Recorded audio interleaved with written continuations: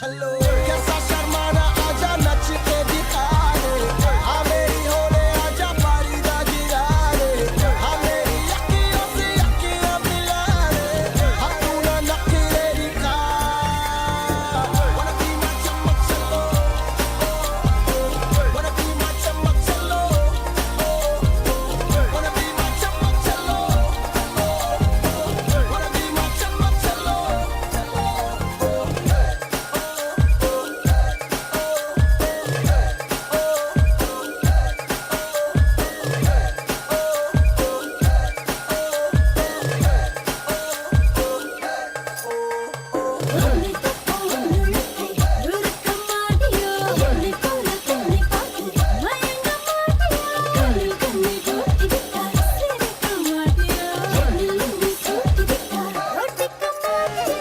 कैसा शर्माना तुझे नच के दिखा दूं, मेरा हो जाए जो मैं पर्दा गिरा दूं, हाँ तुझे अखियों में अपने बसा लूं, हाँ तू ना नखरे दिखा.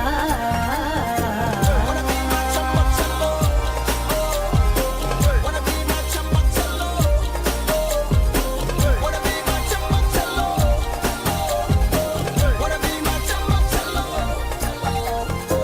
wanna be my Chammak Challo, wanna be my Chammak Challo, wanna be my Chammak Challo,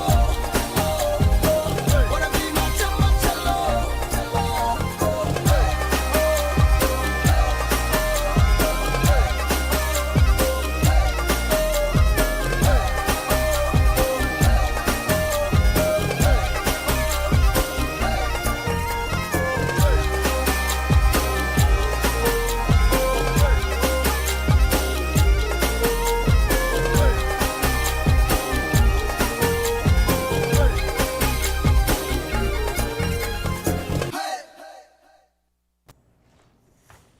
And welcome back. And of course, that was just an introduction to our segment that we're moving into now as we focus on the East Indian communities in Belize.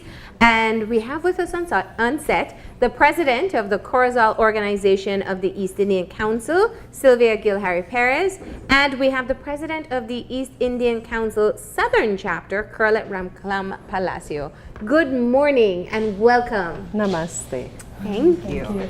Now, I'm so glad that you guys are here. I'm sure you heard parts of the conversation before, talking about the different cultures in this country. And we've had you guys on before talking about the establishment of your committees, North and South, and being able to go back to build the traditions with the young people. So let's just talk about how that has been going for you guys. Miss Sylvia? Okay, well, since September 6 in 2009, apparently many people don't know that in Belize there are remnants of East Indians. So this person from Trinidad came, and what he saw, he said it made him cry when he walked through the village of Forest Home in PG and saw so many Indians, he thought he was in India. And he was the one who really energized us to form a group to try and salvage the little that is left of our fast fading culture. And so since 2009, my group Coach has embarked on trying to salvage, to preserve whatever little is left, and also to share it, to promote it in events like these. When we are asked, we are willing to, share with the people. And we have different events that we attend. School ask us many times to go and share information.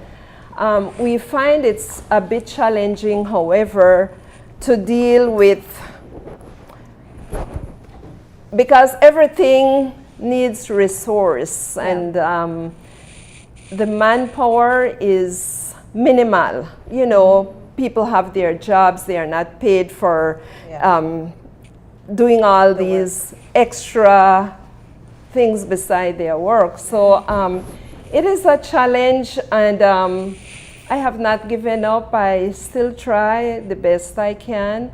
and to involve the youths also. Like they have started this group, the Masala Group, Yeah. Started from then because that was part of our culture. Yeah. Our problem is we don't have choreographers, but we network with Trinidad, and Trinidad send their dancers to give workshop. Yeah. Like 3 times already they came, and then my daughter Trisha tried to get the different moves and also YouTube and whatever she captured there and tried to keep them together. Masala is a kind of mixture of the I keep saying herde. That's what we call it, herde. That's the yellow ginger. The spice, yeah. So it's that mix with different spices that produce the masala, and they found that was the best name to give their group. Since 2009, they have evolved. Some come, some go, some remain, but we try to keep it, you know, still going. Yeah. So right now it's Shadira helping a lot because my daughter had to go to study, but she had learned some of the moves, and I don't know much about dancing and so on, but that I was still the see Masala that Dance was the Group that we Masala saw. dancers. Yeah, yeah. Yes. So let's talk to Curette about your work in the South. And you know, Southern Belize was actually one of the areas that people recognized or is automatically a place that we think about when we think of East India. Talk about your experience in trying to build your chapter in the South. Okay, well, back in 1997, the 4th of July, Glenn Ramclam, I guess he conceived the idea, and then he shared with other Indians around the country, and he had written an article in the Blazer, and so Mr.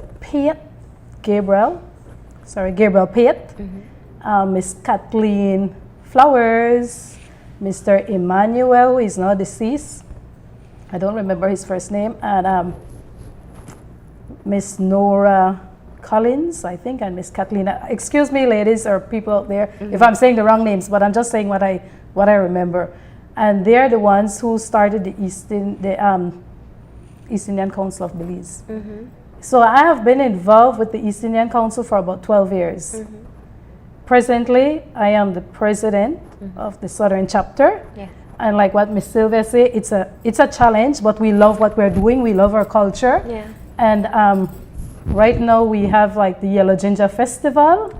This year we'll be celebrating When our is that? 4th, the 19th of August. Okay. Our 4th Yellow Ginger Festival. And that festival is for us, again, like Miss Sylvia said, to help preserve our heritage, our food especially. Yes. You know, so I'm inviting everybody out there in Radio Land, all over the world who have And the time to we come. love the food. And the venue for this year will be Elridgeville Okay. in Forest Home. So those are some activities. Yeah. We're also doing cooking classes with the ladies. Also, How difficult is it to be able to get new people on board into your groups? I mean, obviously you can always appeal to younger people with dance. Food also attracts its own people, but how difficult is it to get them involved, to learn the traditions and why you want, and how to preserve the culture? it's difficult, but yet not too difficult. Okay. Because the youths are the ones, the younger ladies, even the men coming out now, and you know, they're showing interest. And we also have elders, like we have Dr. Wendell Parham, who always help us and encourage us. We have Dr. Williams, his first name is Albert Williams. He's also one of our elders who continue encouraging us and, you know, pushing us and say we can do it and we need to do it. Because right now we have a lot of Indians who have been contributing to the development of Belize. Yeah. I think, I find that, yes, it's a challenge, but what we have been trying lately is to, like the pageants, you know, to get the young girls. And while doing that, they are learning because they have to research to do their talent, to do the dances, to find out the meaning, to tell history. So everything in the pageant is promoting the culture. Yeah. So when they get involved with that, they have to learn something about it for them to be able to perform.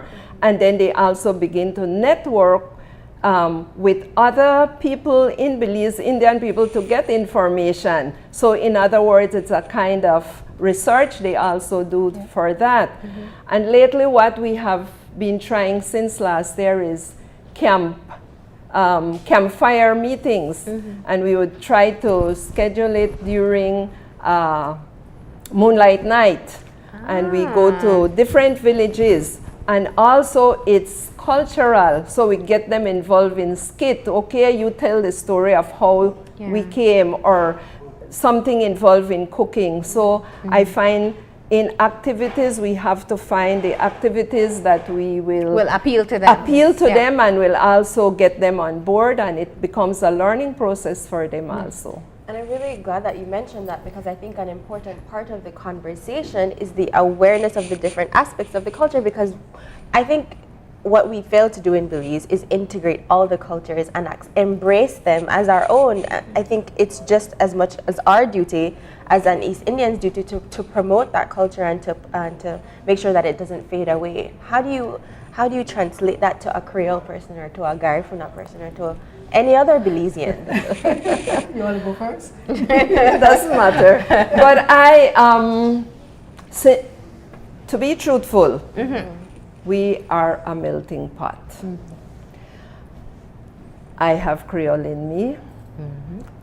My children have mestizo in them. And so I mix with these people to help me in my preparation. And many of them can cook as well as we can, because they have integrated into our setting, into marriages, and it's spread out into there. So I do not find it, well, when you say locally, like doing something, help me cook this, I can ask a Creole to do this for me, and they will do it, and it's the East Indian, and they are out there. Even in our dances, at times when the workshop we do not limit it to East Indian. When we have the cooking also workshop that they send the people from Trinidad, we extend it to everybody, because we don't want it to die.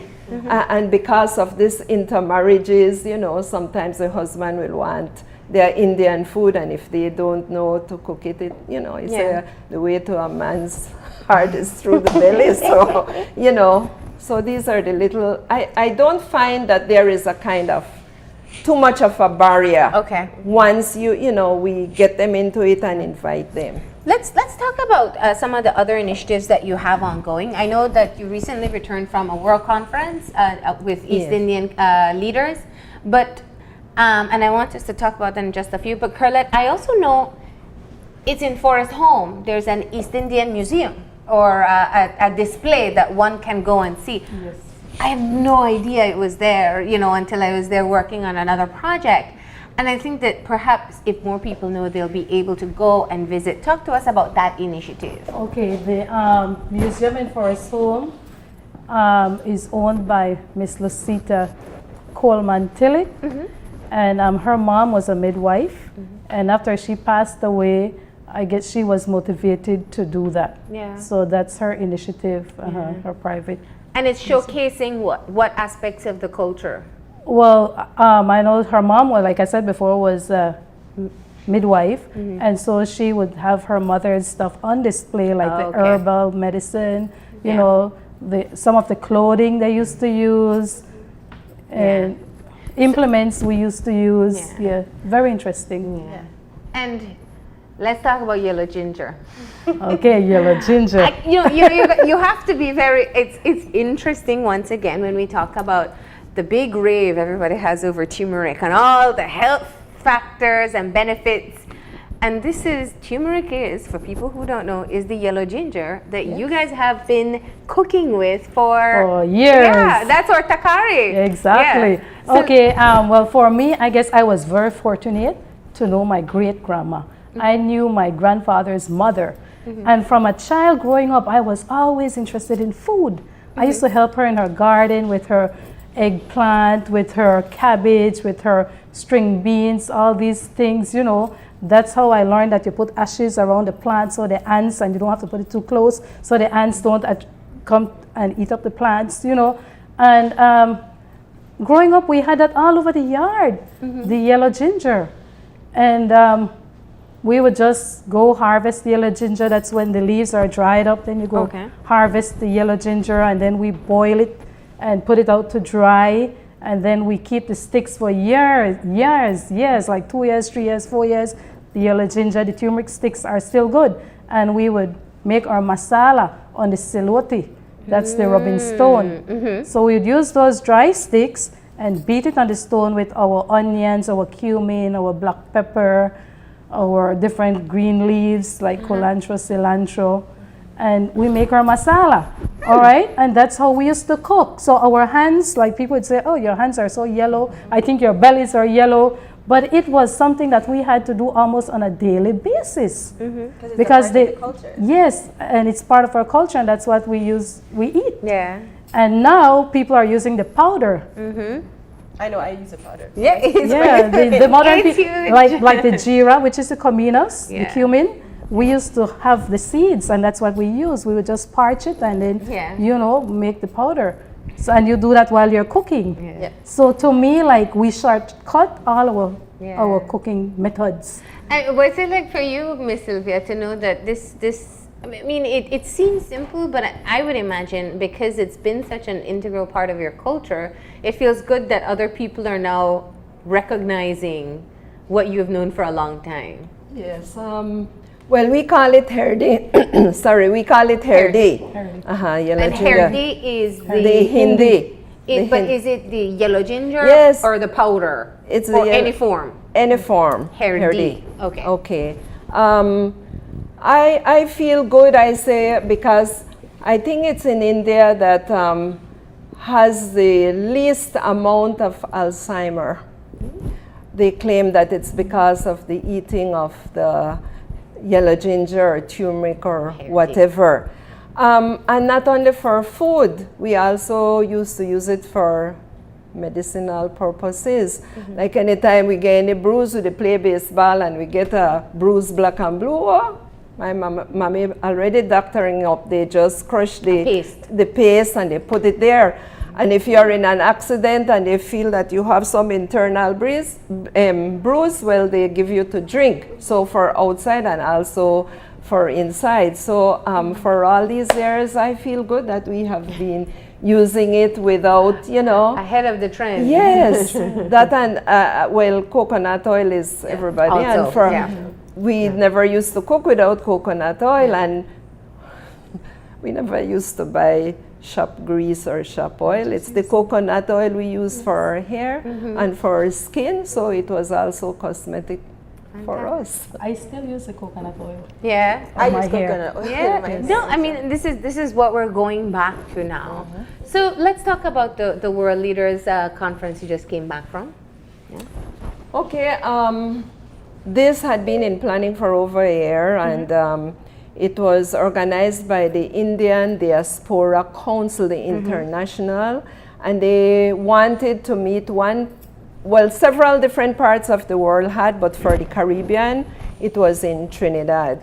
And they wanted to commemorate the 100 years of indenture recruitment, the abolishment. It was in 1917 that it was abolished, the recruitment of indentured laborers from India. And so they wanted to commemorate that, and they asked me to prepare something from Belize, and I did a research on that and presented my paper there. What was your research on? Highlighting the diasporic Indians' contribution in Belize. Okay. Yes, so and tell us of some of the people you featured in that research. Okay, I tried to get a mixture. One of them was Miss Audrey Matura Shepherd, Miss Sharon Ramclam, Mr. Froilan Gilharry, the herbal healer, Mr. from Cayo. I can't remember his name right now. Harigai. Yes, Mr. Harigai. Shane Gilharry, the leader of the Gilharry 7.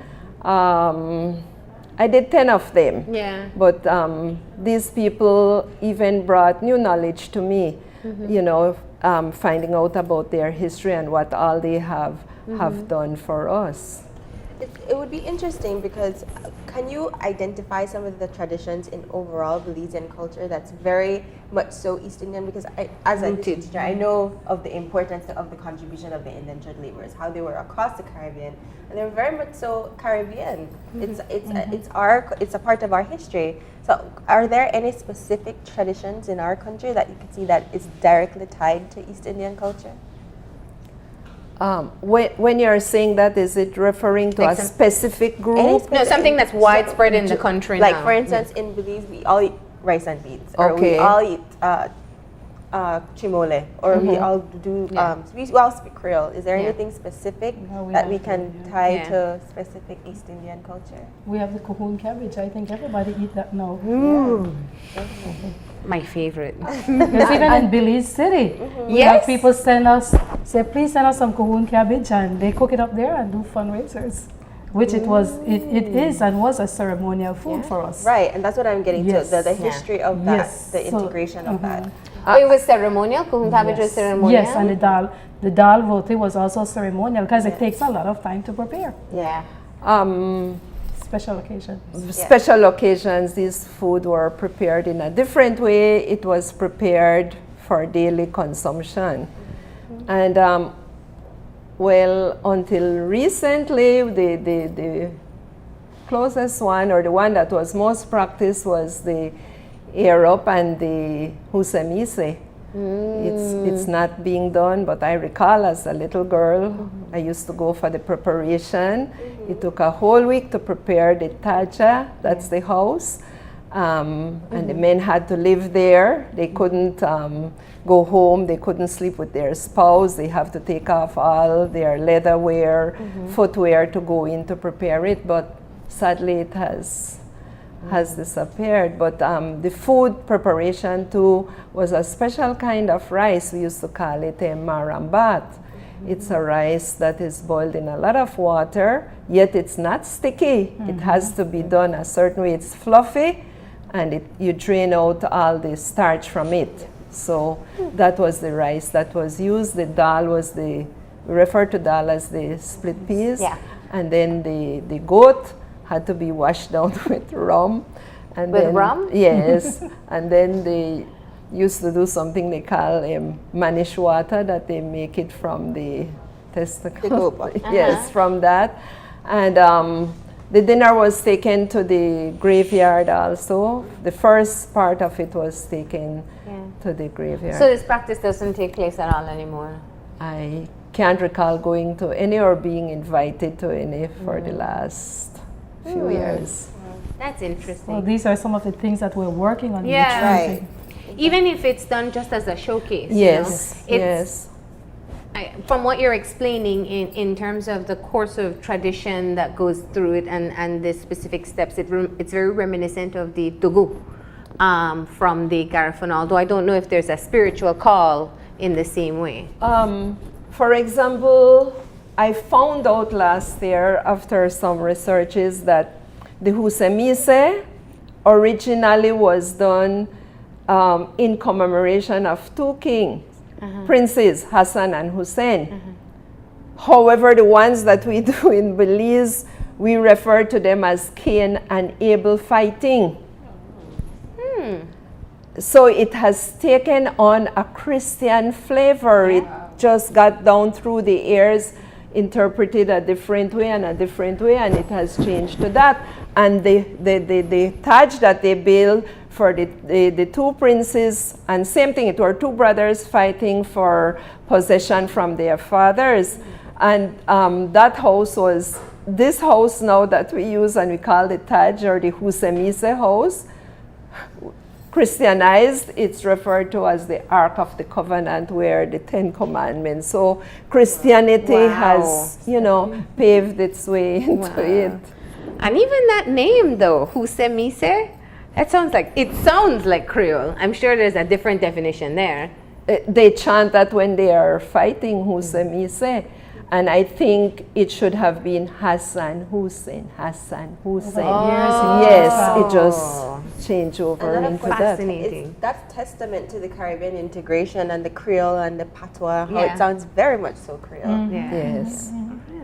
Well, so let's talk about some of the activities that are coming up and some of the ways that people can experience the East Indian culture in Belize, right? Okay, we have the Yellow Ginger Festival coming up Where is it going to be? in Elridgeville, In Toledo. and we'll be highlighting and having cooking demonstrations, so people can come out and see how we cook the food. And we also have, I don't know if you guys know about the donkey that we used to use before the rice, before beating the rice in the mortar. We didn't have that, but we had the donkey. So we are working on bringing back one of that to showcase there at the festival. Also the cricket, that was one of our Yes. sports, so we are working on bringing that back also. I said cooking demonstration, we'll be having implements out there, we'll be having some students doing research, so we'll have an information booth also. We have implements on display, and food and drinks. And dance. Dance. And we're also planning on doing a night of authentic Belizean Indian food. Wow. So look out for that I look one. forward to that. And from your end, Miss Okay, Sylvia? we normally used to have 2 festivals for the year and the pageant. This year we have dwindled it to 1 festival. We used to have a festival for the general public, and then in May, to coincide with Education Week, we used to have one for the schools, but it became too much work for us. So this year our festival will take place in the beautiful village of Sourthern. So a school has graciously asked us to Do a showcase? do a showcase there, and they'll be hosting us. We'll also have our information booth, a program that will run throughout the day, portraying, sari wrapping, fashion show of the different costumes, dances, different items showcasing Indian, and also food we'll have, because that's the major part. Coupled this year, we will join the information booth with the East Indian Museum. The East Indian Museum, Window into the Past, is the first East Indian Museum in the Caribbean. Oh, wow. That was the first, and Miss Lydia Pollard has been doing a great work, and she has a wide variety. Yeah. When I visited the one in Trinidad, it was a huge big building, but the things were sparsely set up. Miss Lydia one would fill about 4 of that, and she just have it compact In a in small there. room, yeah. And most of what she has in there are authentic artifacts of East Indians. And I also did a documentation and a presentation about the artifacts, because artifacts tell our stories through the artifacts, and she also will take her museum there. So it also means that that's one of the places people can visit as well. Yes. When they make a trip down south. Well, ladies, thank you so much for joining us today. Thank It you was so a much. very informative conversation, fitting after what we spoke about earlier. And I know that the Masala Dance Group is going to leave us with one more performance, right? Okay. So thank you once again. And now we move into the final performance from the Masala Dance Group. And this is Joanna Charley and Shadira Hall, right? And they're going to do Ringa Ringa. Is that correct? Yes. All right, take it away, ladies.